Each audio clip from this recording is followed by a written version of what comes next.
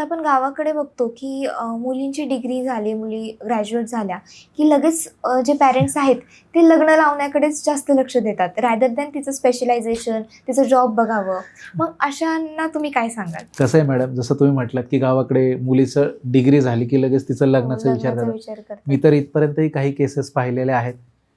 Formality म्हणून मुलीला डिग्रीचं शिक्षण चालू आहे. मुलगा ऑलरेडी पाहून ठेवलेला आहे. हां. फायनल इयरचा पेपर झाला की लगेच लग्नाची तारीख काढून मुलीचं लग्न लावून देतात. खरं मला हे सांगायचं की चुकीची गोष्ट आहे. का चुकीची आहे? ह्या सगळ्या पॉडकास्टच्या माध्यमातून जे पालक पाहतायत हा पॉडकास्ट, त्यांनी स्वतःच्या मनाला फक्त एकच प्रश्न विचारायचा आहे. ऑफकोर्स ती मुलगी तुमची आहे. तुम्ही तिच्यासाठी रक्ताचं पाणी केलेलं आहे, काय काय कठीण प्रसंग केलेला आहे. तर तिला डिग्री शिकवण्यामागे तुमचा एक उद्देश काय होता, की मी जर माझ्या मुलीला चांगलं शिक्षण दिलं तर ती तिच्या पूर्ण आयुष्यामध्ये स्वतःच्या पायावरती उभी राहील.